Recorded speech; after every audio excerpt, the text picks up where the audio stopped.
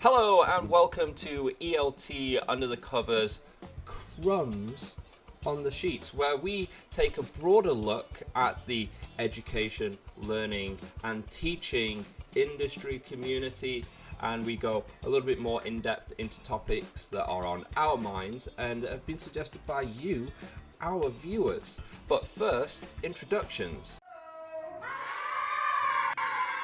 I'm Neil of NeilTEAcher. Hello, everybody. It's ProfesorRich. Hello, ladies and gentlemen. We're back. And at WrestleMania 27, I will... What's he say? What you gonna do? What are you gonna do, Rich? What are you gonna do? I use Hulk Hogan as an example of gunner. Do you? I don't know if it's the best. Yeah. I get the clip where he's like, What you gonna do? And are people like, who is this coked out They are. maniac? They are. They're like what? They're like this guy boxer. Like they have no idea what's going on. I know my in-class references were just like Also- gone years ago. Like, who is I mean, it's not just about years ago. It's totally culturally inappropriate. You know, I'm showing it to like Kurdistanis, Afghanis, Iranians, and they're just like, what? It's funny how stuff comes back around or gets reappropriated, like with the wrestling stuff. I know you're talking about Hogan, but with Flair, go his antics of legal antics aside, he's like came back into the culture, especially in like American sports, because they were all kind of into his kind of like that materialistic bling, flying on the jets, be the man kind of thing. So but they didn't even watch wrestling. Yeah, him specifically. They were all doing woos and shit like that, like a couple of years back, I think, or probably more recently. Yeah. And did they actually mention Flair, or was it? Yeah, just yeah. a I've kind seen of pictures of meme? him. Like they like employ him to come and give like a pep talk and stuff like that. Wow. But it's funny how they must have absolutely no reference to his matches or anything like that. That like kind of I didn't grow up on, but I was I watched stuff when I was younger and I saw the tail end of his career. But it's funny. Yeah, funny how people get into pop culture. Yeah, it's one of the kind of peculiar things about internet memology that memes can just be so out of context. It doesn't matter. It's what the meme means. The original context is almost irrelevant. It's kind of a historical point of interest what the original context is, but the meme itself has kind of its own meaning, And to tie it into this episode, it's often what we find with the English language. The words that come about or that we have, especially the idiomatic stuff, we use them, we convey the meaning to the students so they can use them appropriately. But often the meaning is just kind of like devoid of the original context. So that's one of the things that makes kind of English, especially when it gets really idiomatic, to be so confusing to non-English speakers. And I think that's probably applies to most languages. Like I was thinking of like nose to the grindstone. You're working hard, but you're just trying to. So it means you're working hard each day. You're putting lots of effort, yada yada yada yada. And they're like, but what does it mean? Where does it? What does it come from? Why is there a nose? It's balmy, but you kind of just have to accept how it is. I think ultimately you could say that about all languages, and I think if you place like how idiomatic a certain phrase, expression, or piece of vocabulary is on a spectrum, I think there is a spectrum, and I think even at the most kind of literal, contextualized, in context, and you could break the word down into morphemes and see, where does the te in table come from? I mean, it must have come from something, right? Yeah. So why is it table? What is the tabe of it? Well, you go back and back and back, and maybe it's tablet, and maybe tablet means a piece of rock that you scratch things into. But I don't know, actually. I'm guessing, we But might assume you're that's what soon to find out, then- because it leads us more into this theme of this episode, in that Rich is on his way to become a new He-Man, a master of the universe, more specifically a master of linguistics, and what was the other part? It's applied linguistics and sorry. TESOL. So, for a bit of context, I studied part of an applied linguistics master's in 2019, and for personal reasons, I had to put that on hold. But as I was able to return to studying a master's now, thanks to the encouragement of my wife, which I'm very grateful for, then I have kind of picked up from where I left off, and the university I'm working with recognized those prior credits. And I highly recommend that for anyone who has had to leave a master's due to certain commitments. It is worth contacting universities and see if they will consider using those module credits, because it really takes a burden off in terms of the workload and also the financial cost, which, as we know, we're language teachers, we're not millionaires. So anything like that is obviously very helpful. And these days, it does seem to be increasingly important to have a master's, particularly if we're going into certain areas, such as further education, higher education, rather than remaining in the sort of private language academies. And we've spoke endlessly about the issues that you can have in private language academies. And as it turns out, educational institutions have a whole different set of issues, as well as some of the same issues. But let's not get too sidetracked. Yeah, so we're going to be talking a little bit about the applied linguistics study that I've been doing recently. And I've been looking, the module I'm studying at the moment is second language acquisition. This is right up our alley as language teachers, right? This is, how is a second language acquired? Acquired being the preferred term to learn these days, because, acquisition includes both the idea of being taught, but also picking it up.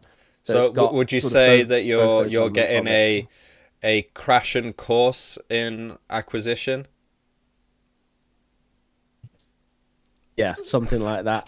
Now, we've looked at Crashing before. Everyone, Crashing's a legend in that kind of world. And, if there's an equivalent of like an applied linguistics rock star, or even a second language acquisition celebrity, it probably looks something like Stephen Krashen. And in academia, you do get sort of mixed reactions to that, actually.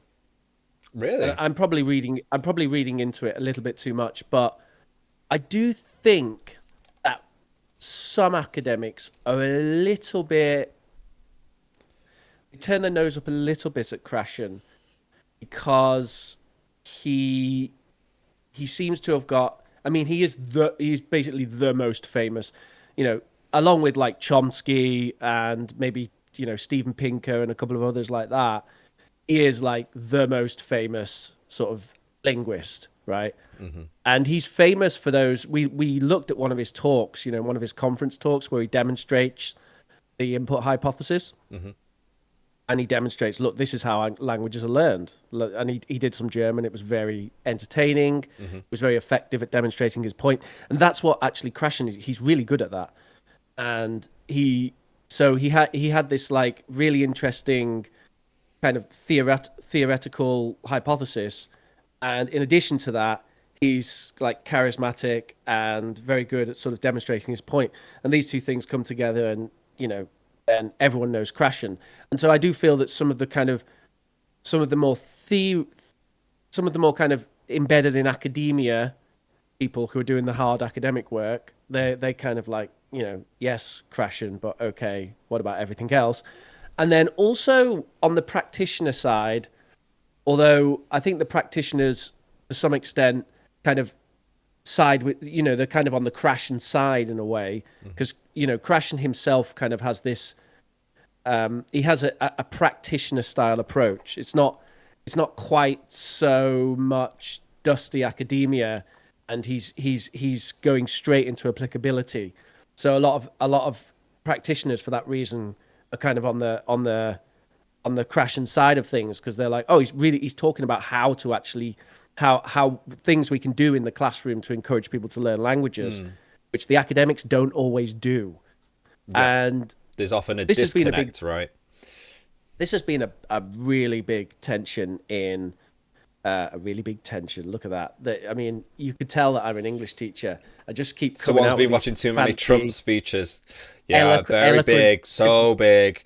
This tension's really, really big, and it's just absolutely fantastic. I can't. Sometimes I can do Trump, and sometimes I can't. I know. Anyway, You need to drink more. what's going on?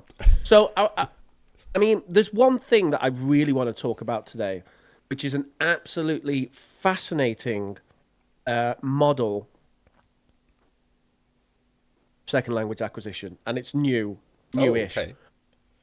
However, I feel like maybe we should do kind of a brief history of second language acquisition leading up to today, before we sort of get into that. Okay. So- could we do like a big Cliff Notes one? Because I feel like this could actually be a separate video going over history and stuff like that. But Okay, we'll just burn through it. give I me will an give X the most tweet or whatever. succinct- Yeah.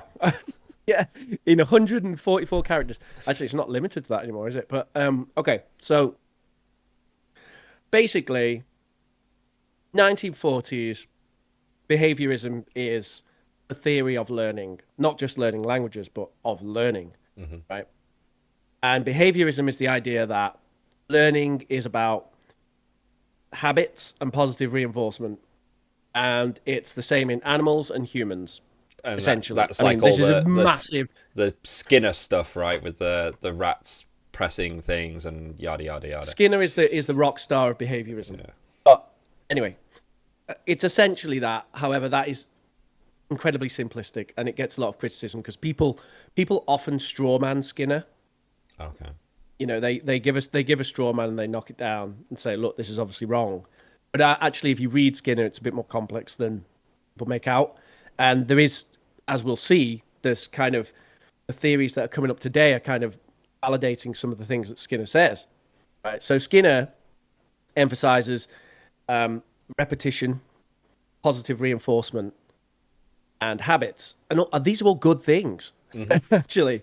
But anyway, out of Skinner and behaviorism, because the thing is, the way it was applied in the classroom was so simplistic, wasn't it? It was like, I say a phrase, you say a phrase, and then you get a piece of chocolate, which is the teacher going, well done, and you really put that into practice with direct method, right? When you did like Callan, I mean that's kind of the cardboard cutout of behaviorism, isn't it? Yeah, but it's kind of the rote is overly simplistic, because because it doesn't take into account like the inner workings. If you are just parroting, yeah, that's not going to work. But if you are repeating in what is that word? I think Gladwell was good at that when he was talking about it.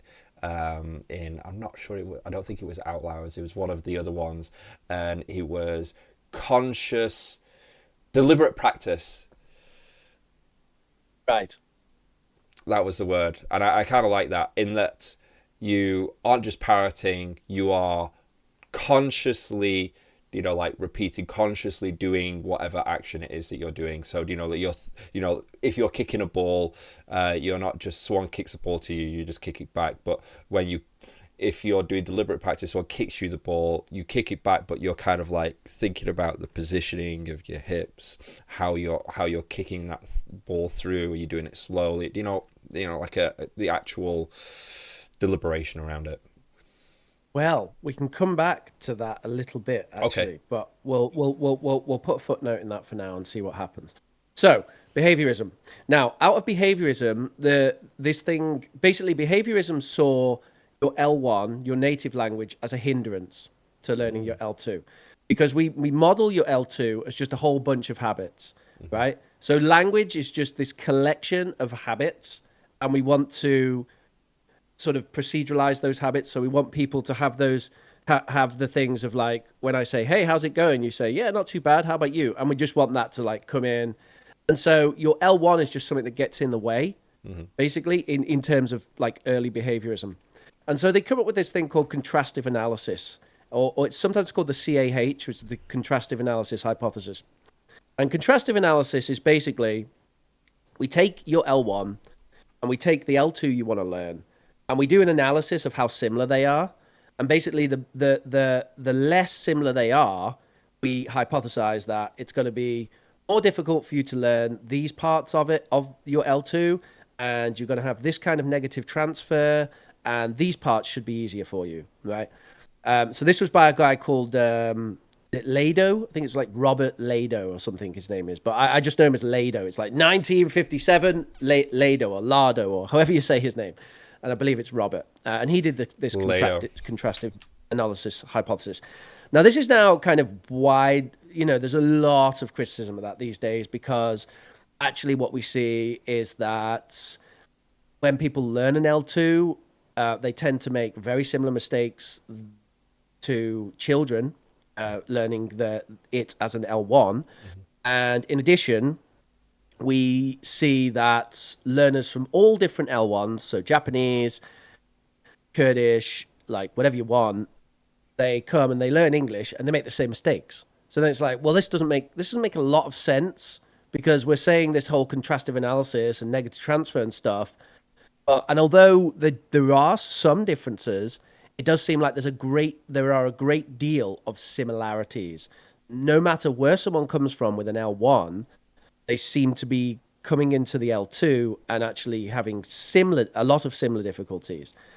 And so there was a lot of criticism of the contrastive analysis, and this was summarized really well in a fairly famous book called How Languages Are Learned by Lightbound and Spada.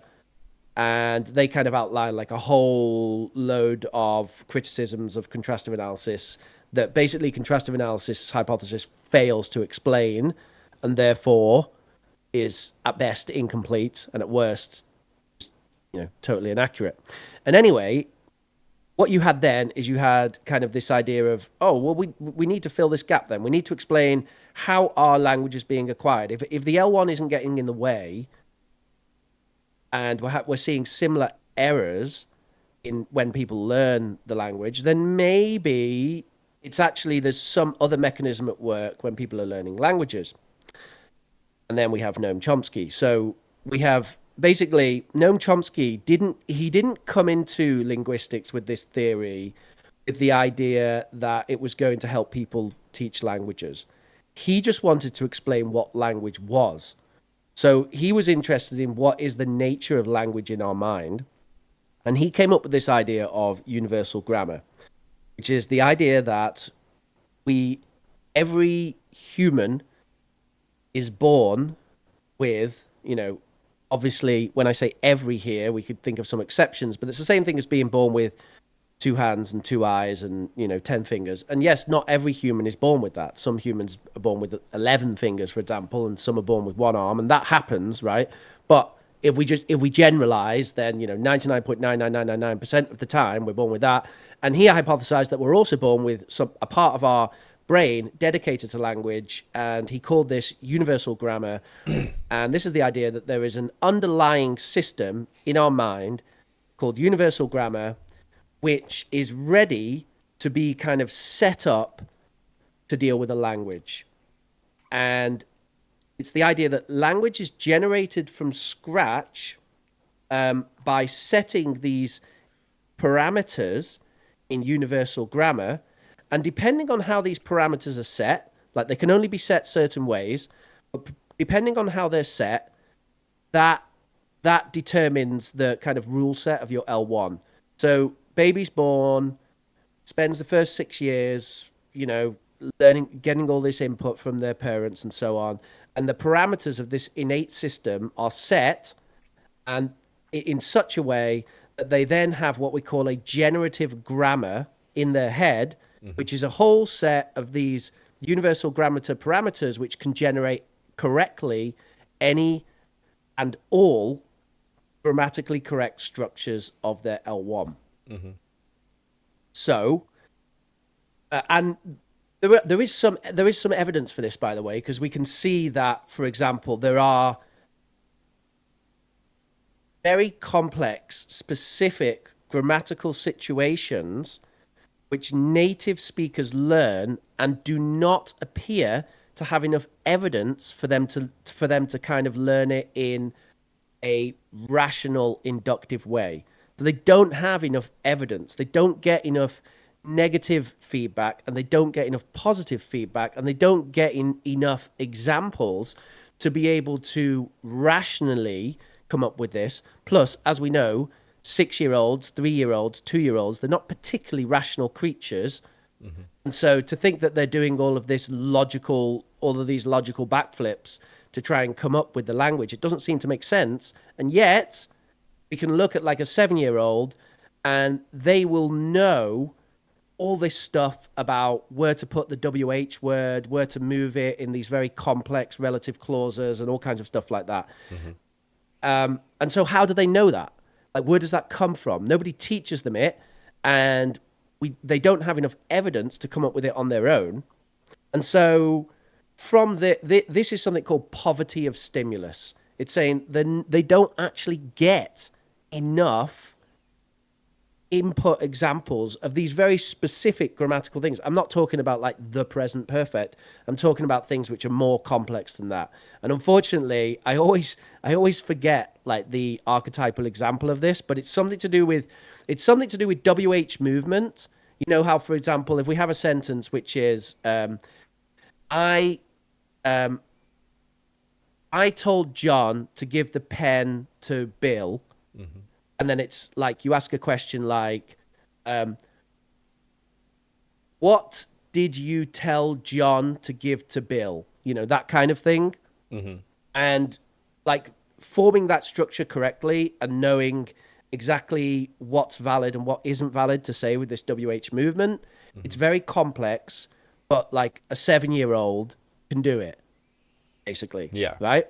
But an AI can't. And they know when it's invalid and they know when it's valid, right? And so and they know how far the WH can move as well. We have these kind of and generativists, who are the people who are kind of into universal grammar and this idea that it all gets generated from the whole language gets generated from scratch based on these principles of universal grammar, which are innate in us. They love these syntactic trees. Like if you read their papers, they're just full of these like big syntactical trees, and they have all these very complex rules. And it's the idea that every single language can be mapped onto these syntactic trees, and there seems to be some rules about these syntactic trees which apply to every single human language, with like 2 exceptions, I believe. So there's hundreds and hundreds of languages which can fit onto these trees and follow these innate rules, seemingly follow these innate rules, apart from like 2, which I don't know how they explain that. And unfortunately, I haven't read specific papers that look at those ones. So how do they differentiate between knowing that it's innate in our biology and not just innate within a language, you know? Well, it's for one, it's the idea that basically all languages seem to have certain commonalities, right? Like you can talk about, nouns and verbs and things like that in all languages. And there's certain universals which seem to apply across all of them. And so we can hypothesize that and also when there are differences, it does appear that it's a case of parameter setting. So some languages have something called a null subject, and some languages don't, right? Mm-hmm. So, for example, English doesn't have a null subject, so you always have to specify the subject, right? Whereas Spanish has like this null subject, and so you can have a sentence without a subject, and the Because it's subject is inbuilt, yeah. textual or implicit or whatever, right? Mm-hmm. And so this would be one of the parameters. I might be butchering this because I'm not massive into the kind of theory of universal grammar.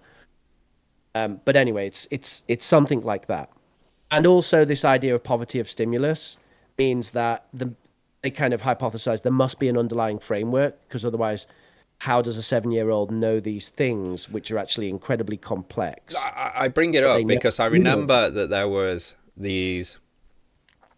a couple of, well, two examples that come to mind. There was one where there was like I don't know if he was a French aristocrat or French king that was well into linguistics, and he's like, oh, I'm not gonna have anyone use language around my kid, and he was trying to prove something about language, being innate or something. I can't remember what he was trying to prove. And his kids were mute, and no matter what they tried later on, they couldn't get this kid to talk or whatever. And then there was these ones where I think it was like Soviet Union or some in that area where there was a whole bunch of like orphanages, and there were certain kids that just didn't get any attention, and just like they withered and died, but they also weren't able to vocalize or anything. So what I'm getting at is, like, wouldn't they need to talk about this universal grammar? And tell me if I'm wrong here. That is universal grammar. Is it within languages or within biology? So would these people expect, say, a child that's never had any sort of language communication come up with their own language and grammar? Do you know what I mean? Is that what they're thinking? So that's one of the reasons why they also come up with this idea of the critical period. Right. Yeah. So the critical period is the idea that if you don't actually, the critical period is defined in so many different ways.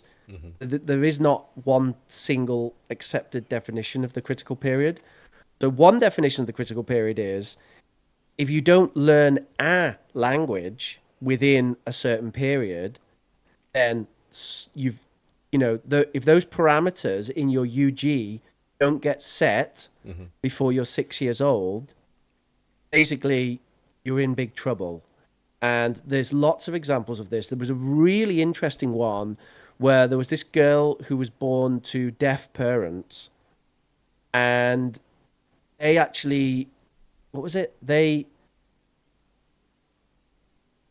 No, sorry, it's the opposite. There's ones with that example, but there's one where this kid's born and they thought she was deaf, or no, sorry, they thought she was dumb, and there was some, as in she was kind of mute, and there was some abuse going on as well, where they kind of neglect. It was neglect, and it turned out she was actually deaf, and basically later on in life they were able to teach her certain things, but it was like the syntax was always like super messed up, and no matter what they could do, they couldn't get her syntax like working correctly, and it's really wild, the syntax she uses.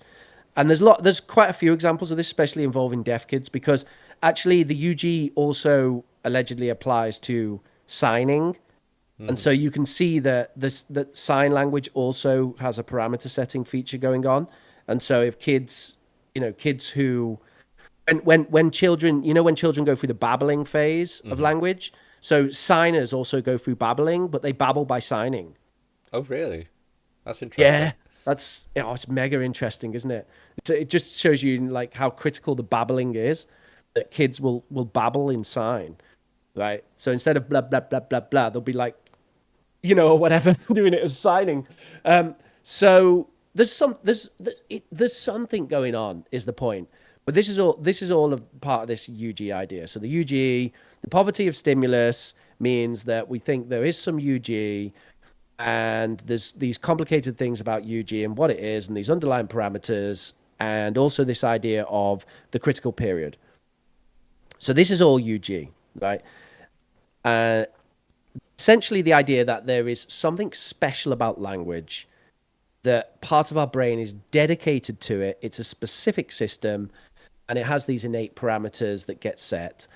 And moving on from UG, like later on, we had this idea that students will acquire language when they're ready for it. So when the generative grammar in their L2, which is coming out of their UG, and when it's ready for the next, like, kind of the next hierarchical sort of parameter to get set, when they're ready for it, it will be set.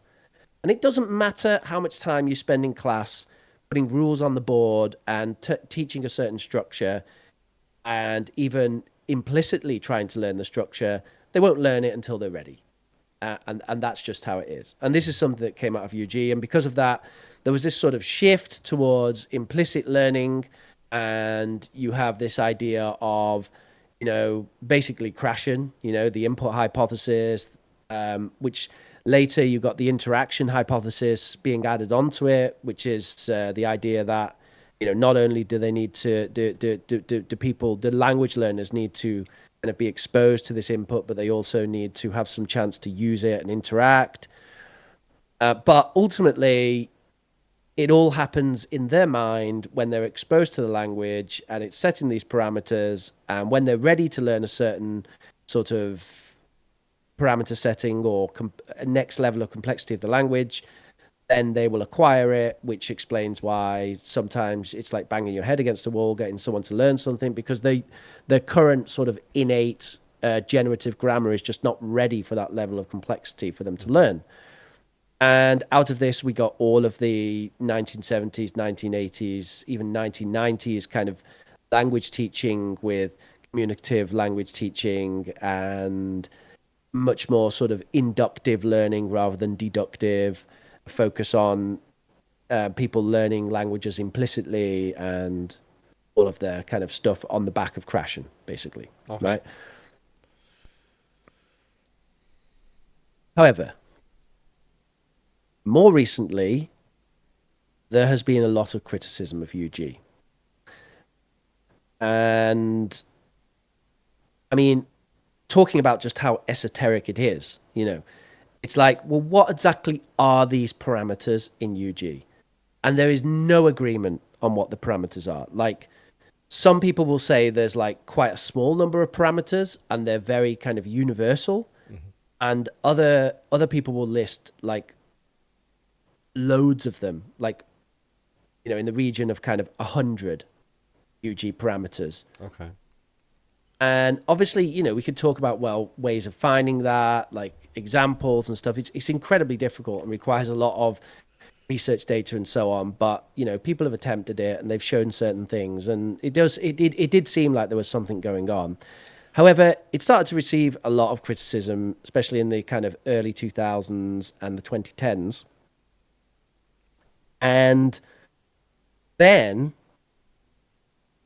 cognitive sort of science in the meantime has been making all of these advances, right? Like, we've got brain scans, we've got studies on brain scans, studies on learning and stuff. Mm-hmm. So meanwhile, in kind of neurology, they're making advancements in discovering kind of which part of the brain light up as people learn things. Mm-hmm. And they're coming up with their own theories about like how things are learned and so on. And recently, there has been this kind of clashing where the cognitive academics are kind of coming into language learning and finding that linguists for decades have had this sort of, well, actually, there's a special part of the brain that's dedicated to language, and we have like universal grammar, and language is like very, very special, and all this, right? And they're coming in and saying, They're like, where is this thing? Here's a brain. Where did the language touch you? yeah, I mean, exactly. They're sort of coming in and Okay. saying, "Oh, well, we were coming in, and we kind of want to look at this, and what we see actually is that these sort of general cognitive learning systems, which we've been looking at and we've been studying for a couple of decades in other areas, we're seeing that actually they seem to apply to language as well. Yeah. So what we're seeing actually is that language is learned much in the kind of, there's an overlap basically, and the terms that they use here are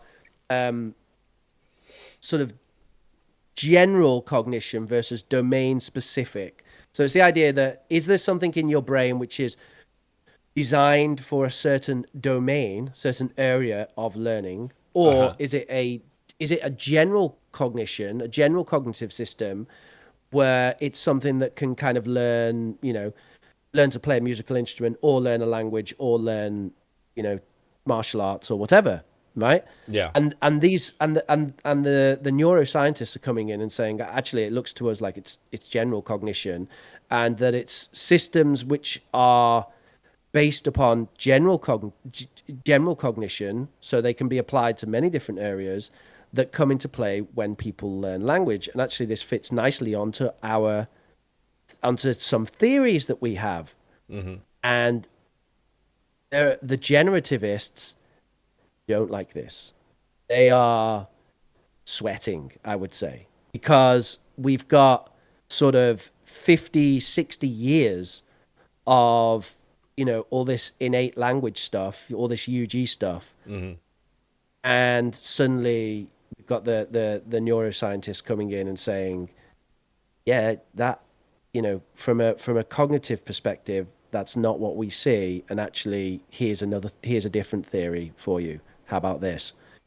So, it does seem to me like the generativists now are kind of doing backflips to try and basically, it's like the Hannibal's at the gates, and they're kind of desperately trying to defend UG just for the purpose of defending UG. So they're trying to keep it kind of alive as a concept, when it might just be time to go, actually, how about we just put it aside for a moment and have a look at what these other guys are saying. Yeah, it might not just be language, that this is how we acquire language, but the same parts of the brain, but might how we acquire, like musical production practice, or art, or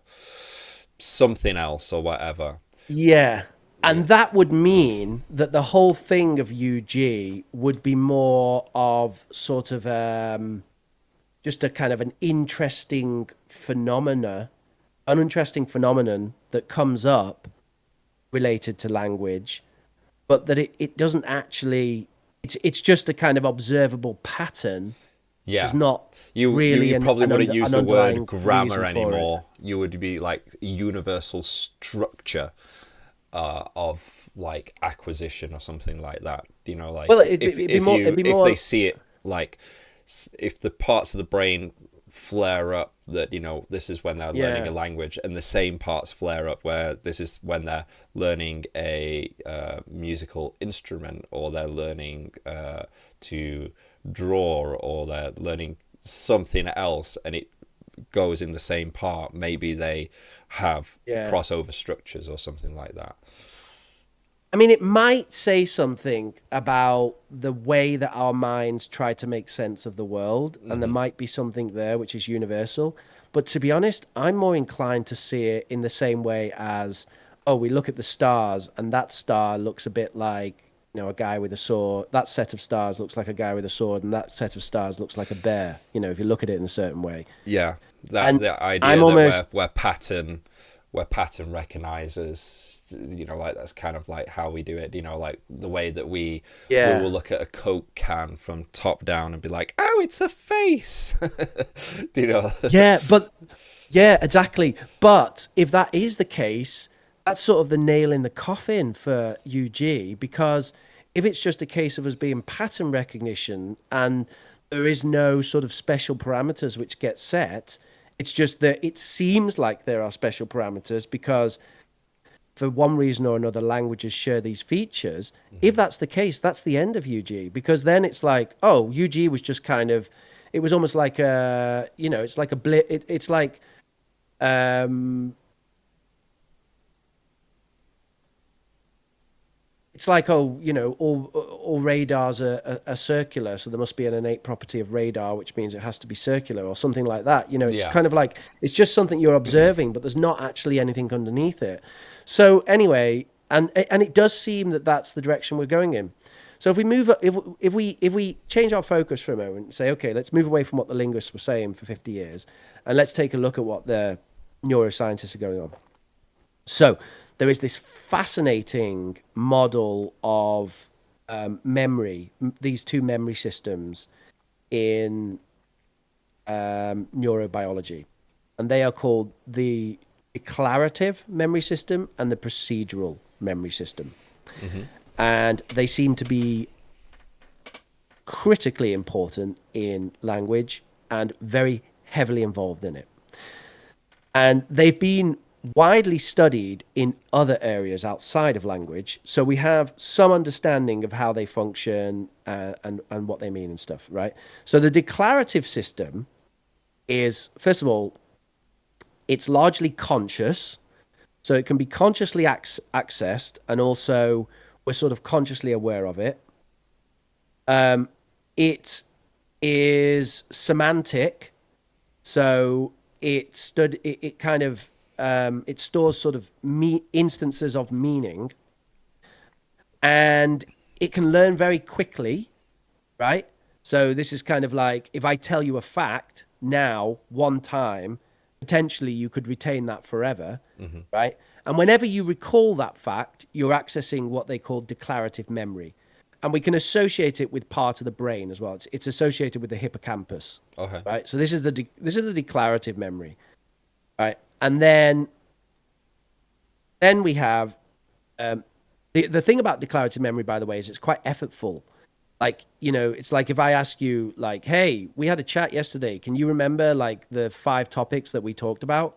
That would be declarative memory that you're going into to try and find that, right? And it would be quite difficult. Like, we'd have to think for a bit and be like, oh, we talked about this and we talked about, you know what I mean?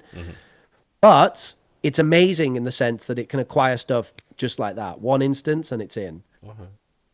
Then you have this other one called the procedural memory. So the procedural memory is in a part of the brain called the basal ganglia, which is an awesome name. And it was typically associated with habits, especially like physical habits. So like it's the how to, like how to walk. That's procedural, right? Okay. It's largely unconscious. In fact, it could well be totally unconscious, right? Like, if I ask you to recall how to walk, that's kind of a difficult thing to do, isn't it? And if I say, oh, can you demonstrate walking? Like, you just get up and do it, right? Whereas if I ask you, like, can you tell me 10 events that happened to you yesterday? Like, you can't just do it. You need a moment to like think about it and recall it and then tell me, right?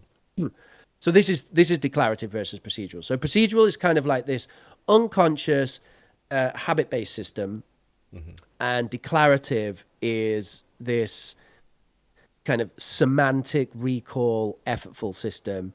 And with brain scans, we can see them when they light up. So we can observe. It's a physically observable phenomenon in the brain. We can see it. And so then this guy called Michael Ullman who's deep into this, he's the one who started getting involved in language a lot. And he started to say, hey, let's combine this with second language acquisition and see what goes on. And he made a number of like hypotheses about it. And started kind of, and loads of other people kind of took these hypotheses and started doing tests. And they started to see that there seems to be some truth to this. So, first of all, native speakers in their L1 seem to use a lot of procedural memory.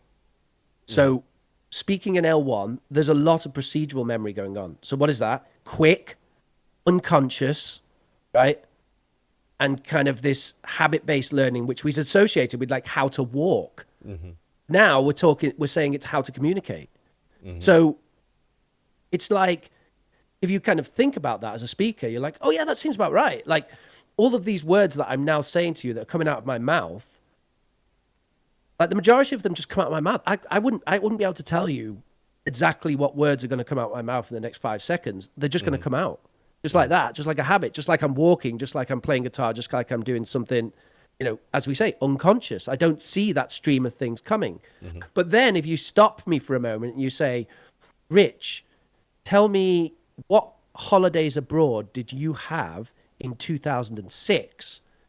Suddenly it grinds to a halt and I'm there, right, trying to remember that.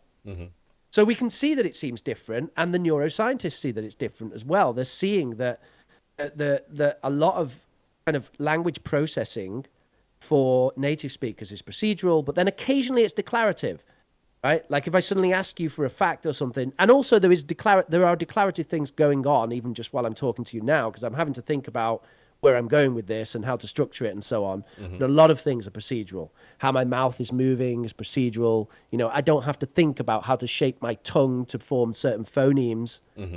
It's unconscious. It's built in. But when we look at people speaking L2, there's a lot more declarative going on. Right? So there's a lot more piecing it together, trying to recall the vocabulary, trying to think about the grammar rather than just using it habitually. They're like thinking about it and, oh, what's that rule again? And where's that? And so we see the declarative system lighting up a lot more. Right? And so it seems like this thing maps very well onto language. And it seems like actually it can explain everything related to everything we need to related to language acquisition and related to the differences between native speakers and non-native speakers. And very interestingly, for me especially, I find this super interesting, it has implications for how we teach. Because the way that we, like, how we encourage procedural learning is different than declarative learning, and they are mutually exclusive to some extent. So it's not like, for example, right, if I'm going to teach you how to play guitar, is it useful for me to give you like a 3-hour lecture on, you know, what is a guitar, how does it work, and show you pictures of hand positions and chord names and stuff, and then you learn all of that, and then we sit down with the guitar and play it? I mean, we could be very charitable and say maybe there is some use in that, but I think most people would say that's largely useless. I mean, it's certainly not necessary, but it could well actually just be a pain, you know, that doesn't help you at all. What I really want to do to teach you how to play guitar is to put a guitar in your hand, show you a shape with your hand, and then you play it and see how it feels, right? And then you play it again and again and again, right? And that's procedural learning, right? You're learning the procedural thing. There's some other things about procedural learning. Procedural learning is slow, right? It's quick to act. It's quick and effortless to access things that you have already learned procedurally, but it's very slow to acquire. You've got to practice again and again and again. Mm-hmm. And you need positive feedback because you need to know what you're doing is right. You know? So it's kind of like if you're training to be a boxer, right? And you do 10,000 hours of shadow boxing and then get in the ring, and someone's just going to beat you up. But if you're training to be a boxer and you do 1,000 hours of sparring and then get in the ring, well, maybe you'll have a decent chance because you're getting feedback, right? So procedural learning needs this. It needs this feedback, and it needs lots of time, right? And it's not about you learning facts. It's about you kind of learning things in a habit-based way. And if we know, which we do, that native speakers and also highly proficient non-natives seem to use more procedural, and that's what we want, right? We want people to be like building up this procedural knowledge of language. Now that said, because I've built it up as in like procedural memory now is kind of this, it's the goal, and don't bother with declarative and stuff like that. It's not quite that simple because,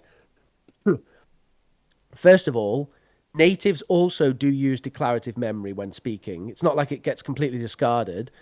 Like I still need to think about certain words that I'm using sometimes. It doesn't all come completely habitually, right? And sometimes, you need to access memories and things like that. So declarative is definitely important for both. Also, there does seem to be some evidence to suggest that, especially for non-native speakers, declarative memory kind of props up your language a bit more.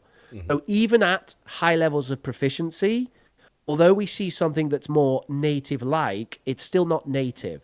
So declarative is still there providing support, which means that if we don't have any declarative, that's not necessarily just going to mean that someone like has much better procedural. It might just mean that they're lacking that declarative support, and so their language proficiency is actually worse. So we're not going to see declarative necessarily as a bad thing, but it's more that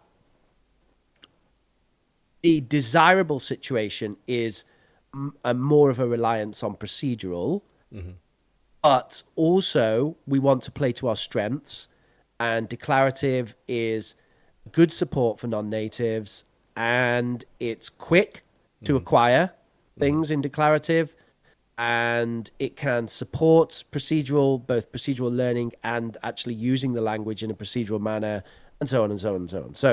So it's a complex situation, and thinking about the implications of that for teaching, I mean, that's kind of where I am now.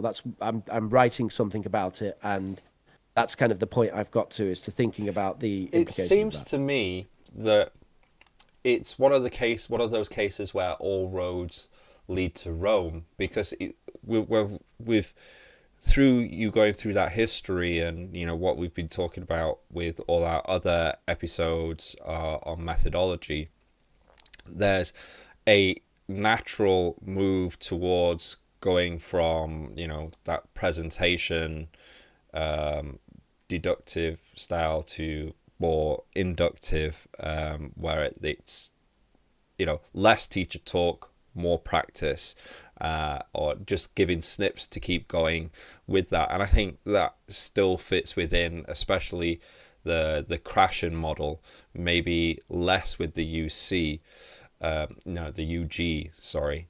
And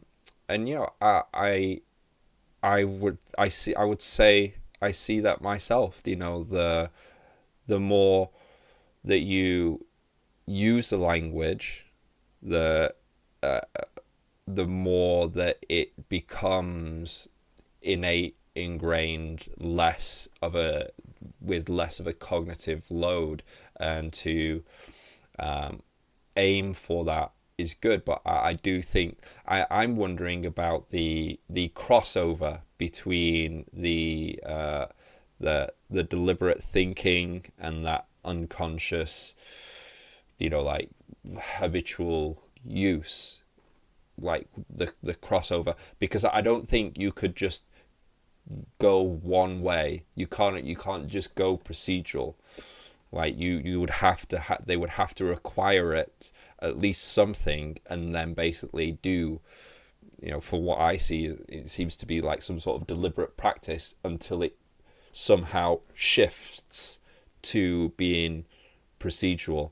And it reminds me, all the time that you're going through that does remind me of like the Callan method, you know, the direct method, where it would be the case where you would be like, you'd start out and you got your first class, you like, it's a pen, and then you'd give the person, you know, like 3 seconds, you'd be going, it's a pen, and then you, first time you do it, you know, you have them repeat, and then, you know, like couple of lessons down the line, you're asking them, what is it, and they said, and if they can't say it, you're just like, shut up. You don't say shut up, but you go, it's a pen, and then they just they just follow along.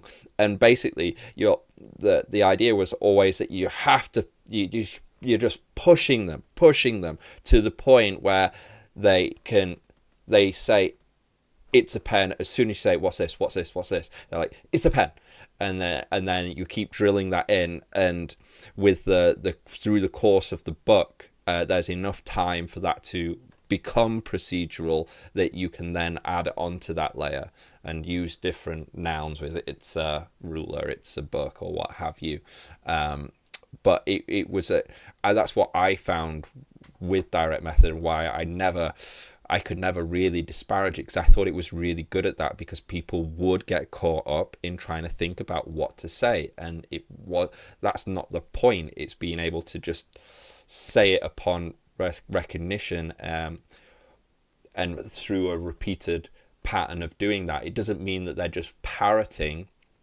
They are trying to think, but they're not thinking fast enough, so you help them along. But eventually, after multiple times of being asked that same question and repeating it previously, it clicks, and then that's it. They don't really have to worry about that question. But here's an interesting part that I would say to that. If I change the question, there might be difficulty. So like if I was to go, what is it? And they would say, it's a pen. It was like, what do I have in my hand? What am I having in my hand? If they can't recognize my question, even though they have the answer, it's a pen. Well, they could use that answer. Then what's the point? So this is actually one of the reasons. This is a good example of why I really like the declarative procedural model, because I think it helps us to understand things, understand methods like that. And I think we could, for example, use Callan as a method of an example which is too procedural. Okay. So, although, you know, there's a good reason why we want it to be procedural. I just made that argument, and I'm big into that idea that we should try and optimize procedural learning. But it might well be the case that with the Callan method, we're not utilizing that support of declarative memory, which highly proficient L2 speakers do use. So at high levels of L2 proficiency, we do see a much larger level of declarative memory use than you would with a native speaker. So if we're using highly proficient L2 speakers as a model, then that seems to indicate that actually a way to learn a language is to use declarative. It's just we want to encourage procedural, but we don't want to it's throwing the baby out with the bathwater. So I think you're absolutely right in the case of all roads lead to Rome, because just because we've got these new cognitive models of language learning, that doesn't change the efficacy of all of the methods that we've been using for 100 years. But it does give us some insight. It gives us like a way of producing a rationale as to what we should do and when. And that's what I'm really interested in. Like, how does this help a teacher decide how much should I be doing one thing or the other? And I find that fascinating. Yeah. And I would say, so far, ESA, it basically, like having that engage, study, activate, having that structure where the teacher has to be the one that goes, does it need to be this, conscious, deliberate thing? Do I need to do more study? Or do I need to go procedural, activate it more on this specific point? Where are they at? And it's almost like you're a conductor. You're trying to, like which part are moving between those two. How you would verbalize that and put it down into a hypothesis, I'm not sure. Like, how would like, would it be a list of, are your students not getting, like, do you have to do like 3 strikes and they're misusing this procedural language that they've just learned with activate phrase, and you're like, oh no, it's still off, so you go back after 3 times or whatever? I think that would be interesting to kind of like actually put it into step, giving it those parameters, because at the moment like when I was doing more classroom practice, it felt more of a feel. I don't know if that's the same for you, where you're just like, yes, yeah, it is. And actually, that's one of the things I've said at the start of my paper, that I've been relying on gut feeling about whether to teach explicitly or implicitly. So implicit teaching is like you're trying to get things proceduralized. So just give people a task, let them get away, let them talk. That's implicit. Explicit teaching is, we're going to analyze this grammar point. We're going to learn these these pieces of vocabulary. We're going to memorize this vocabulary. We're going to, study this thing, or do these grammar exercises or whatever. That's the kind of more explicit teaching, which is all declarative. Now, there is also there's indication that declarative memory is also involves implicit learning. So declarative actually kind of does both, but procedural is only implicit. So you can't explicitly, although you can explicitly tell someone to learn implicitly, you can't explicitly tell someone something which will then proceduralize. It's like I can't explicitly teach you how to walk. It's like you have to implicitly learn it. Yeah. Even if I give you seemingly explicit guidance. Right? Yeah. And I said, basically, I was using gut feeling to decide when, and I had a real preference for implicit. Like all of my lessons based about that. And I was getting all of this negative feedback from students, which I spoke about, that students were saying, like, when are we going to learn some grammar? Why? What do we really have to plan another space mission for 12 candidates and talk about which 6 candidates out of the 12 are the best 6 to choose for the space mission? Like, when we're going to learn the present perfect? Yeah. And this came up in our discussion with Jane Willis, and she was saying, Krashen said you always have to send them away with a rule in their pocket. Yeah. I think it was Krashen she said that about. It's like, okay, yeah. But then I started doing that, right? And that was whenever that was, about 6 months ago. Yeah. I started putting all of this more explicit stuff into my class, explicit learning. But it was all based, as you say, on gut feeling. It's just like, when do I teach explicitly and when do I teach implicitly? I don't know. It just seems intuitively right to do it this way with this student now, And that isn't... I mean, that's unacceptable, really, isn't it? It's like, you mean the teacher can't actually give you a good rationale why they're deciding to go one way or the other. It's just that it seems like this is what they need. Yeah. So that's actually one of my objectives at the moment, is to be able to measure that in a more effective way. And I think that the DP model can help us with that, the declarative procedural model. So there's one other thing which we didn't cover about it, about the declarative procedural model. This is that they are mutually exclusive in that, for example, if I teach you something explicitly, that memory never it doesn't transfer into procedural memory. So you can learn tons of stuff about the grammar in English, but just because you've declaratively learned that, it will not proceduralize in the brain. It will only proceduralize by you learning it procedurally. So we can perhaps hypothesize that there is some benefit to knowing all this declarative stuff about the grammar, which would help you to learn it procedurally.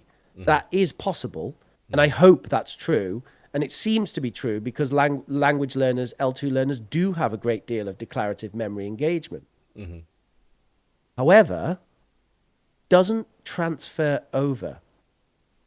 Okay. So so it is mutually exclusive. So you have to, on one, from one perspective, you could look at declarative learning and say, what a waste of time, because we're learning all of this grammar, but if we don't actually try and make it into a habit, if we don't learn it kind of procedurally, then, we're just spending all this time building all this declarative knowledge, and that's not going to help us be fluent speakers. No. Or it might help us be fluent speakers, but it's not desirable, like in the same way that procedural stuff is desirable.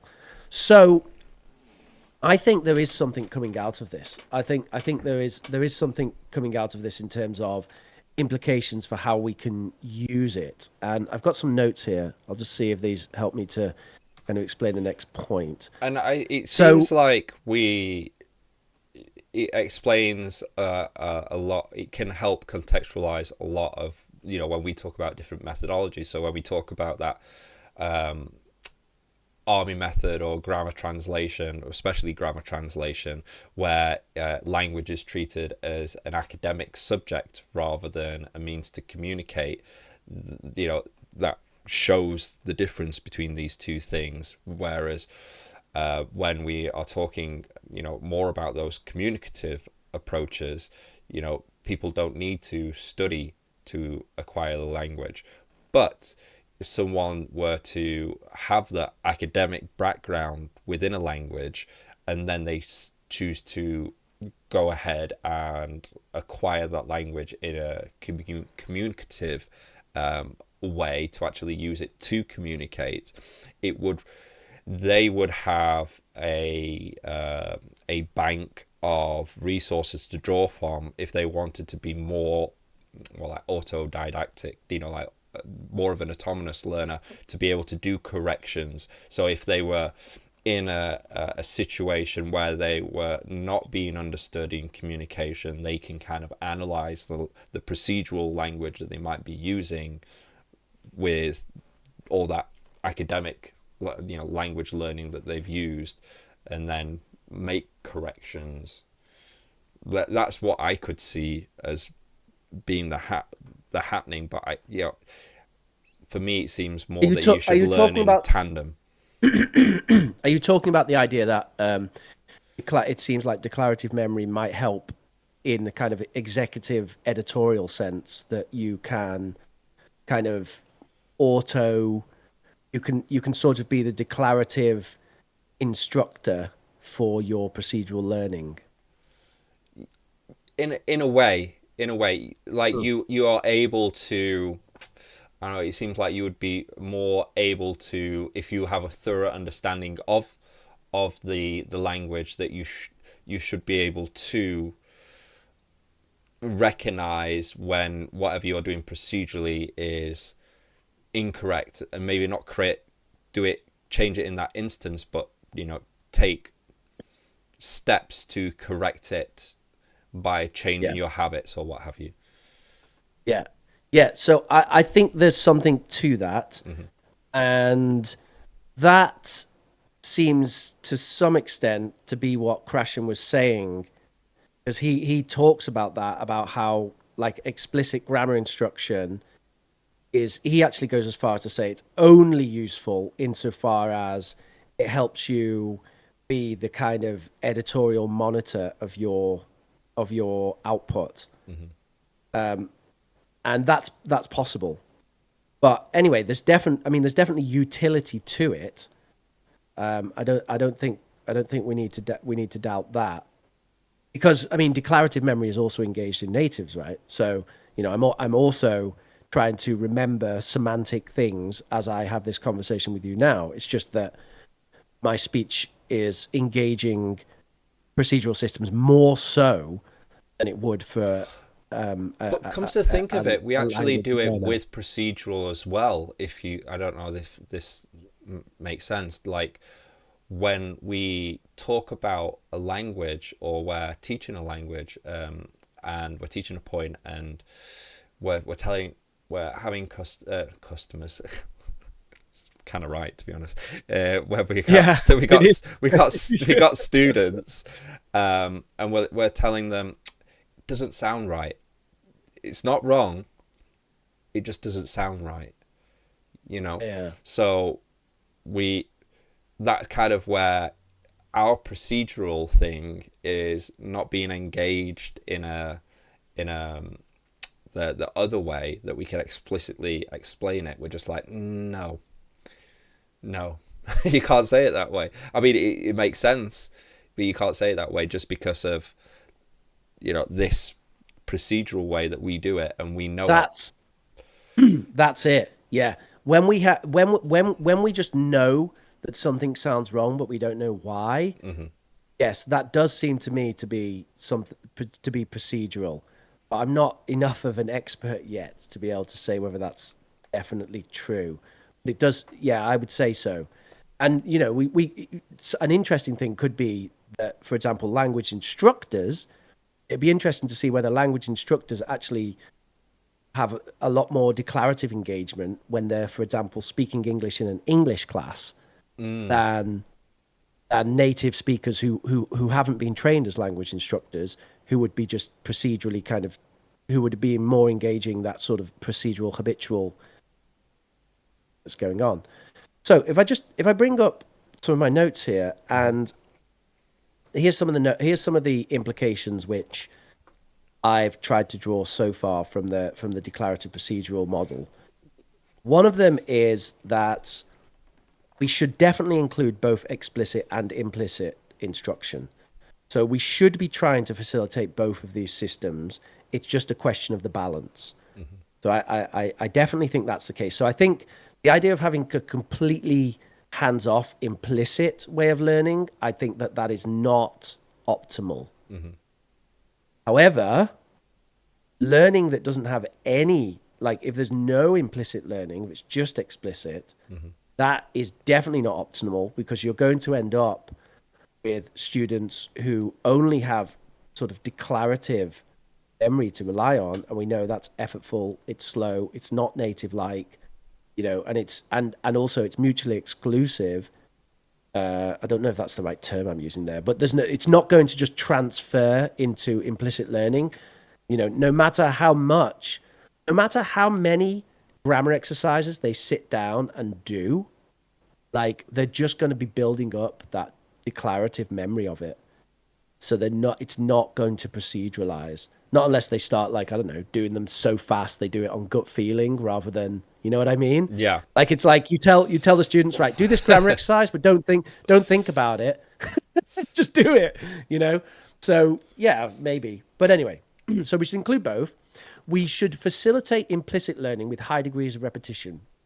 So when we rationalize that now is the time to do some implicit learning, task-based learning or something, we should bear in mind that we want to include repetition in that as much as possible. So that means, and this is really informative for me, because previously I'll do like one class on travel, and they'll do a little task on travel with the vocabulary, and then we won't revisit that for like a whole term.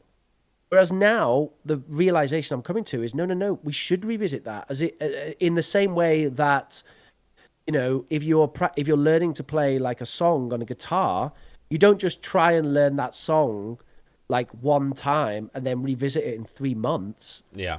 do you? You know, you have to like keep practicing that one song. So actually, what we need to do is revisit these tasks, even if we kind of mix them around a little bit. We need to give this proceduralization a chance by doing it again and again. Yeah. So we need high degrees of repetition. And that is often, in my experience, facilitated by really good curriculum design, in that, you're constantly, whatever you've taught previously is then integrated into the next class or the class after that to be built upon. Yes, and that's especially applicable to procedural memory. Yeah. But we want this high degree of repetition. Because although declarative also benefits from repetition, it's the acquisition is so much quicker with declarative. Mm-hmm. I can tell you something once, I could tell you a story like last week about, how I ended up with no trousers, wallowing around in like in the mud with some pigs, and one of them was eating my trousers and I didn't know what to do next. And you might remember that story for the rest of your life, for example. Well, it's a And that's story that's how that you have. that's how well that's how it's not about habits. It's that's declarative, and it's just showing you that with one exemplar, one story can just stick in your head forever. And that's how good declarative is. That's amazing. I mean, imagine if you could learn that procedure. Imagine if procedural worked like that. Like Mike Tyson comes along, teaches you how to throw a punch, and from one instance, you can learn how to throw a punch like Mike Tyson. Oh, but it doesn't it doesn't always happen that way, though, right? Because there are things that you've learned explicitly that just that seem to go in one ear out the other. But then there's stuff like when you have that like epiphany thing, and it's somehow, especially when you have phrases or terms that just like stick in your head, and you hear it one time and you're just like, wow, that's changed my whole thinking on something, and then it's stuck there forever. Do you know, like the one that always comes to my mind is you are what you repeatedly do. Excellence is therefore not an act but a habit. Or I remember just learning that once and then it just going boom. I'm like, it's the truth, obviously, whatever. But that's declarative that's happening. Yeah. But then when you apply it, then it will proceduralize. So it's kind of like maybe there's a bit of declarative going on. You learn it declaratively, and then you use it, and it becomes procedural very quickly. The way that declarative supports procedural is not yet entirely clear. Okay. But it's not a transfer. It's that you've learnt it, you've got it declaratively, it's in there, and then for some reason, you're not like accessing that declarative memory and then saying it every single time. You're kind of getting it into your kind of habitual gut usage. Wait. Like right so you're away. saying that it's not actually a crossover? It's like you're learning two instances. You're learning it declaratively and procedurally, but it's not like going long-term memory to short-term memory to long-term memory. It's not that. Interesting. So you have to learn it twice. Yeah. God, you suck as a teacher. you gotta learn it twice, Rich. You're telling all these students out there, you gotta do double the effort now. I mean but that's it. In a way, that really is it. It's like you are, like no matter how many times you sit down with a book and repeat the same piece of vocabulary, that's not necessarily going to come out in a procedural, habitual way when you're speaking. In the same way that when I'm speaking to you now, a lot of the things that are coming out of my mouth, I'm not having to like access my declarative memory in order to think about what words I'm going to use. They just come out of my mouth, right? And you notice, for example, I'm using gonna a lot as I'm speaking. I'm not like declaratively accessing that every time I think of it. But if I was suddenly trying to speak in a different way, let's say that I want to articulate in a, now my declarative memory system's trying to work, and it's not doing a very good job, so I'm not coming up with anything to say. But just when I said the word articulate, then it wasn't natural for me. And for a moment, I had like a moment of, as I tried to think of a kind of academic sounding word to say to give the example. And so that was like declarative coming into play. See? Now, if, for example, I make an effort to keep doing that, then perhaps I will build up a procedural behavior of using articulate regularly. And then it'll become kind of more reliant on a procedural memory. But that procedural memory is being built from scratch. It's not transferring over. It's a new habit that I'm making of saying this thing, which I access declaratively. Right. Yeah, I think this is going to be my biggest takeaway from what you're telling me is that they are separate. Yeah, the biggest takeaway. And for me, I'm like thinking now of like, oh, okay, so this makes like sense why someone might be just like a really good sports person, and they've just learned it all procedurally, but then like they're a shit coach because they can't articulate or something like that. Or if they have injuries, like someone like Tiger Woods, where he's amazing and then has a massive injury and he's got to learn how to change and become a top level guy again, but he has to consciously, so he has to do it. He's already done it procedurally to a high level, but then he's got to change because of his injury, so he has to learn how to do it in a deliberate, declarative way, in a conscious way, and then he also has to learn the procedural aspect of that. So there's like, unless, how would you do it if he has an injury, but you don't want him to consciously think about having to change his game? He'd have to learn it in a new procedural way. Yeah, potentially, and obviously, like we would understand that, if you've got like this huge if you've got this huge structure of procedural and declarative stuff built around the domain where you're learning, obviously that's going to support it, both the declarative and the procedural. So I think, there is definitely support going on. However, it does get more complex. So a phenomenon that we also see, the type of interference called blocking, which is, and this is, there's only a small number of studies which have looked at this, but one in 2014, which is, quite recent.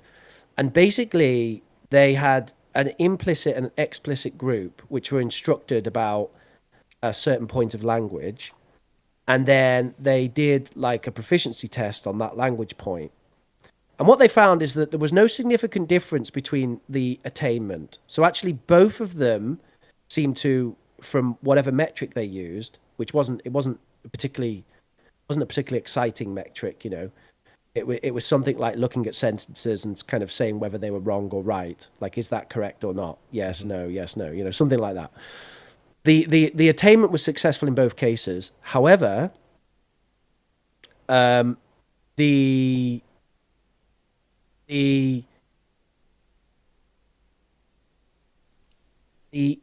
implicit group had this kind of procedural memory going on, and the explicit group had this the declarative memory being accessed. And they found that it appeared, I'm sorry, I can't remember the details of the study. I haven't actually read it sufficiently, but they concluded that explicit instruction can block implicit acquisition. So in other words, even though, yeah, this was it. It was that they'd both been exposed to these implicit examples, but one group had had the explicit instruction as well.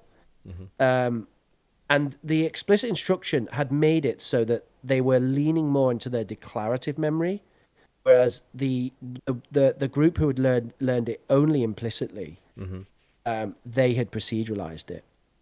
So if we are right that procedural memory is quicker and less effortful and more native-like, then this is quite dangerous, because this can mean if we explicitly tell people, instruct people about English in the wrong way, which might mean excessively or too soon, then this could block their ability to become procedural and native-like. Right. Right. And that's and we see that, right? Like, I definitely see that, just by completely generalizing here, comparing Ukrainians and Afghanis, right? So my Ukrainian students, they know the grammar inside out, and they've had all this classroom instruction, but their fluency is so grueling, you know? Like, they always want to go declarative with it. They want me to break the structure down and put it on the board and explain it, and then when they have a conversation, they're kind of slow. But you give them a grammar test and they ace it. Whereas the Afghanis, you know, they can barely read the grammar test, let alone like do it, right? They haven't had any classroom instruction in English. But they're so good at communicating in spoken English. So good, like really fluent speakers, even though there's, you know, mistakes all over the place and whatever. And they seem to acquire new things like easier as well procedurally, because they'll just take to it rather than like needing to understand it in a sort of more declarative semantic sense. And so, yeah, you know, I think there's very interesting lessons to be learned here about proceduralizing. So we want to sequence our instruction in the right way. We want to set it up so that the objective is proceduralization, but that we use declarative as support rather than saying, okay, I'm going to teach you this on the chalkboard and then you practice it. So actually, in some ways, I'm looking at this and I'm saying we shouldn't be doing PPP. Yeah. Like, presentation, practice, production is definitely not the way we want to do it if we want people to become native-like. Right? What we want to do is we want to show them the language. We want them to even maybe use it a little bit, and then we'll do a load of declarative stuff with it to kind of top it off and give them those sorts of executive, editorial, declarative memory systems to kind of rely on and aid the continual proceduralization of it, the kind of strengthening of that procedural memory. You know, what springs to mind is the Feynman method, the Feynman technique. You know, the teach to learn. Oh, you mean like learner training? Yeah. Basically, like learner training. You know, like where you have to go through the process of, you know, utilizing what you know, and then consciously trying to teach that to others after you've learnt it. See if I can get. Well, I think that's what I think that's what native speakers do when they become language teachers. Yeah. I think that they go in with this like proceduralized language, or let's say primarily a language which primarily relies on procedural memory, and then they have to learn all this declarative stuff about it. You know, like when we became language teachers, suddenly we had to learn what the present perfect was. So you know? maybe favorite techniques to learn how to understand what you already know procedurally. Yeah, I think to a large extent that Okay. that's what it is. Yeah. Okay, that's not right then. Yeah, Well, no, it's difficult because I always get stuck on, like, just talking about learning your own L1. You know, I've got young kids, and it takes a long time for, you know, like for the babies, like, you know, we talked about that babbling. They go through a process of, you know, like having lots of input from parents and the world around them, and, you know, like we're basically training them like LLMs, where they say, you know, we are giving them something, and, you know, before we give it to them, we say please or thank you or what have you, but, you know, even before it gets to that point, we're saying something like yes, and they're like, yeah, they're babbling, and they go through all of that. But, you know, like how you would package that into, yeah, this is how we should learn. You know, like, I don't imagine going into a classroom and be like, okay, babble time. And, you know, getting them an L2 learner to kind of go through that procedure. We want to, though, how do we get, because that going and learning procedurally like kids do in that L1, they don't have that time. So how do we create a method that shortens that? It's gonna have to have the other aspect in the declarative aspect. Yeah. So, but how do you structure out? Where do you start from that? Yeah, you've got a lot of work to do, Rich. I don't know why you're talking to me. Got to change the world. I think that's right, though. I think that, and we see that because we see that highly proficient L2 speakers do lean more into declarative than a native speaker does. So, although it's native-like, it's not native identical. And so, you know, I'm not going to suggest that we necessarily learn like a baby, even though there's loads of methods that are based on that, right? But I think that doesn't fully utilize the strengths of an adult learner in particular. Because the other thing about this is procedural memory is much easier to acquire the younger you are. So, you know, because learning to walk is actually, it's not easy. No. It's really not easy. We think it's so easy, but it's not easy. No. And it's not easy as an adult. And when you get people who suffer certain damage, neurological damage, and they have to relearn how to walk, it's really difficult. You know, it takes months and months and months, and it's incredibly frustrating. You know, babies, they seem to do it in no time, don't they? I've always wondered with people that, you know, like having to learn to walk, if, and this might be something that you could look into, those that have a background in like weight training, you know, the bodybuilders that have that mind, you know, they're talking about the mind muscle connection, where you can feel, you're trying to feel that muscle to make sure it's engaged as you're going through that movement. I wonder if they too were to have like accident where they have to learn to walk, would they learn faster than someone that doesn't have that background, that can't consciously engage their muscles? You know what I mean? Yeah. I think it's difficult to say. I mean, I think I'd probably say yeah, if they've got a supportive procedural structure which is kind of adjacent to what they're learning, then it should help. I mean, we could see this in L2 learning as well, because and this actually is one of the reasons why second language learners don't need to babble. The reason they don't need to babble is they've already got a whole load of procedurally learned phonemes from their L1, which are pretty similar to the sounds that they need to make in their L2. So although that leads to, you know, these supposedly negative things like accent and so on, it also means that at least they can speak. You know, if they had to learn it all from scratch, that'd be so much. I mean, you would have classes where students are like for like hours on end, right?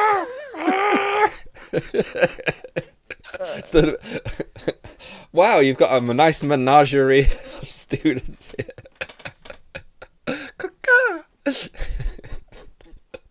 Yeah. Okay, everyone. Caw. Caw. Yeah, Okay, and now we're so going to go on to mem for 6 hours. so it's like where do you start? So like where do you start from? So you can kind of go, okay, we've got a bunch of phonemes. We don't have to go through that babbling stage. So, but and they've got their own language. So but like where do we actually start with? Because we're also trying to communicate as well. So it might be easy to do some procedural stuff where they kind of pick up, most use words, like we're saying okay, or like the verbs or whatever that we talk about with be, but it has to be in a way that is that you're communicating. No, you can't just be like what is, like it's a phone. Well, yeah, I don't know where you would start, how you'd build that from, because I know you're kind of, you deal with the higher students, whereas I was more with the low level kids and stuff. But I kind of feel like the kids stuff is almost where you need to start. Um, Or is it you're just kind of like, kids, just you do a bit of whatever, and then when you get to a certain level, come see Rich, and this is how you're going to learn? Because wouldn't that mean that they'll probably do a bunch of procedural stuff that might be not good or bad habits for what you want them to do? That's what I'm always like with like language learning. Where do you start? Where do you get from the very beginning, rather than like starting later on, where it's worth a teacher's time to come in and be like, oh, I can help with this or whatever. well, I think we can look at it from a sense of, I mean, if you've got kids, then I think that the procedural memory is going to be acquired. Procedural memory will be acquired a lot quicker, so they don't need as much repetition. So getting them to do procedural things would be great, with less declarative analysis and so on and so on, because they've also got less of a pre-built sort of declarative framework of like logical analysis that adults have set up, which is very useful for studying languages, because adults can lean into that and kind of work things out and work grammar structures out and work with grammar structures. But kids have less of that. So if anything, I feel like with kids, we just want to be, more about the kind of the task, get them doing tasks, feed in a bit of vocabulary, and just get them just doing it and doing it and doing it and doing it in English, and you should see kind of higher levels of acquisition. And then when it comes to adults, I think from my perspective, what we need to do is to focus on the learner autonomy aspect of it. So basically, we want to be encouraging students to know that they should be learning in this way, that the aim is proceduralization, but that doesn't mean completely doing away with declarative memory. It means like get in there and have a go and try to proceduralize. But also, you don't worry, you will get to understand it as well, and you will get to sort of engage the declarative side of things. But just let go of that for a moment, proceduralize, and then, we'll do some declarative work with it. And then you'll be able to use that kind of declarative memory as, sort of overseer your procedural learning. Yeah, no, that makes sense. This is all highly theoretical, and actually, I don't really understand the DP model enough to be able to confidently make all of these claims. But I found the thing fascinating, and this guy Michael Ullman, like, he's really shook things up with this, because it's a fascinating model, which with the fact that we can actually say, we can look at a brain and say, oh, declarative's being engaged. Oh, procedural's being engaged. Because we can really do that, and it's not just it's not based on behavioral, statistical, linguistic theories, then it just gives us this grounding, where we can study things and come to all these different conclusions about it. And I just find that fascinating, because I think it opens up a whole load of things. And us as linguists, right?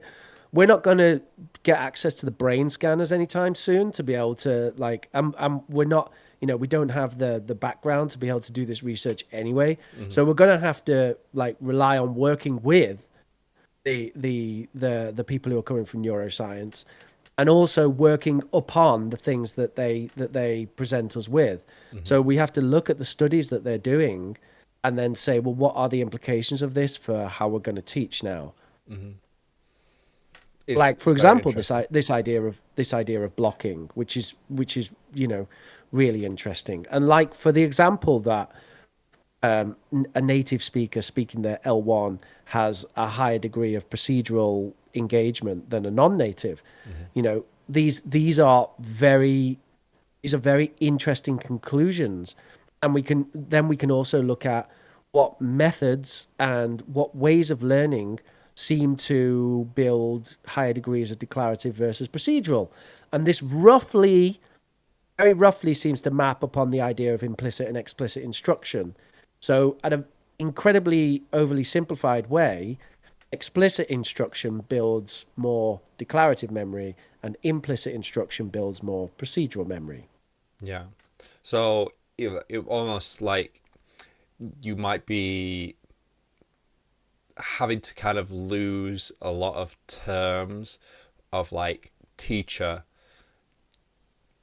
because maybe teacher might lean into that idea of being more explicit, which is not true if we're going with this DP model. Maybe you need to be more like a coach, where you rather than telling them how they kick the ball, you position their foot a little bit different and say, try that again. Or with language learning, be like, oh, do this with your mouth.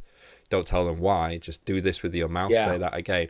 Now we're going to keep doing that. Okay. So yes, less, just more of a focus on being, you're an educator, you're trying to get them to achieve this end point of what they're wanting to acquire.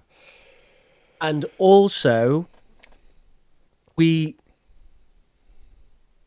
think it moves us away from the generativist position that language is unique and special, and it moves us more towards saying we can actually look at football coaches, at we can look at, for example, the best instructor of guitar in the world, and as language teachers we might be able to learn something from how they instruct their students, because I'm sure they do also employ implicit and explicit learning, right?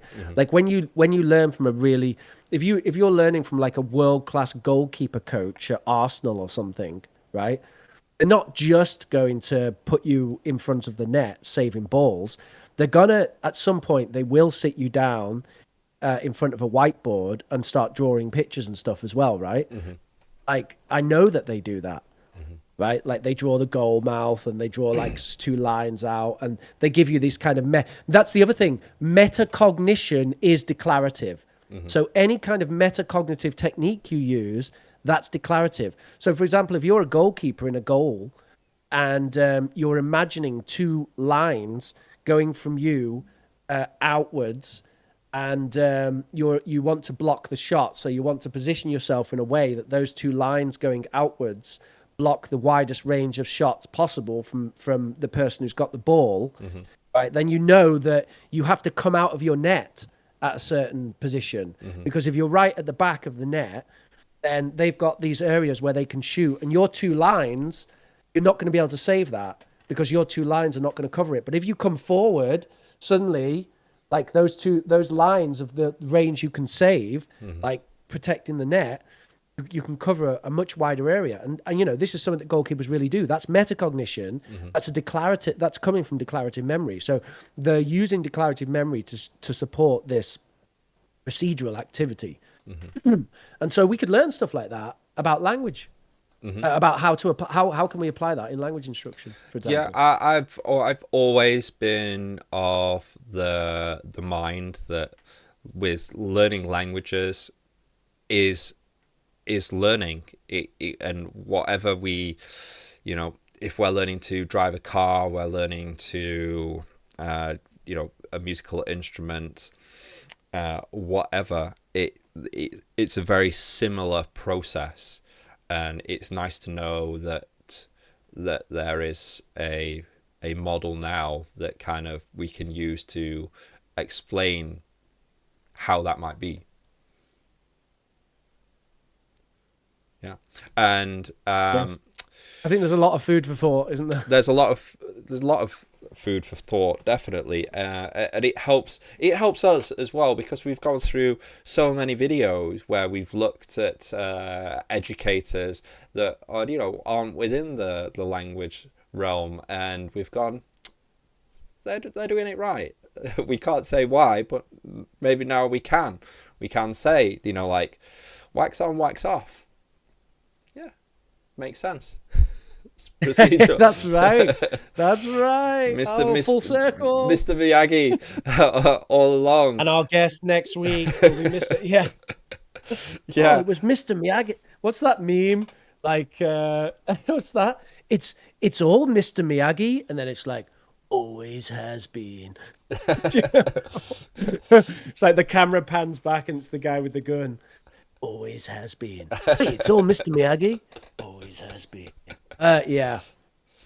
Yeah, but it also, I could see a lot of academics being very, very hesitant with this, because it means that anyone can be an educator. You just have to have something that you can do and be able to come up with procedures to be able to do that. So, you know, I wonder then what it's going to mean to be a good educator, and what's that going to look at. Are we going to be able to compare, you know, like Pep Guardiola with, you know, a Brian Cox? Because, you know, they're both educating, they're both doing coaching, they're both trying to get someone to acquire something. How can we compare them, and can we compare them, you know, using this model? And yeah, I think it's interesting. I'd love to hear your thoughts out there, your thoughts on this new DP model, your thoughts on taking a master's, your thoughts on Rich losing his pants to pigs.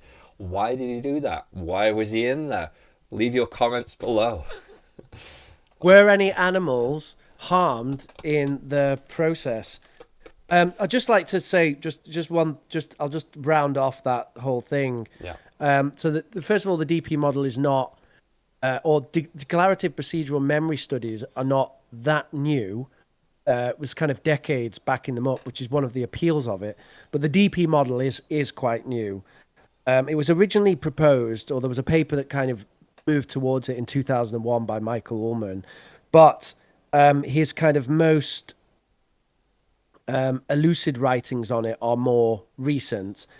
And the go-to for a start, if you're looking for kind of an introduction that gives you it's actually a very comprehensive overview of the things that we just talked about. It's chapter 8, the declarative procedural model. It's written by Michael Ullman, and it's in the book Theories in Second Language Acquisition and Introduction. It's by Bill Van Patten, who is a staunch generativist, by the way. This is yeah. I won't really get into that. Maybe we should invite him on. I get the feeling that I mean, in his academic papers, he comes across almost quite fiery in his sort of defense of generativism. So he's one of the linguists who is quite heavily embedded in that idea of language being special. But credit to him, it's in his book.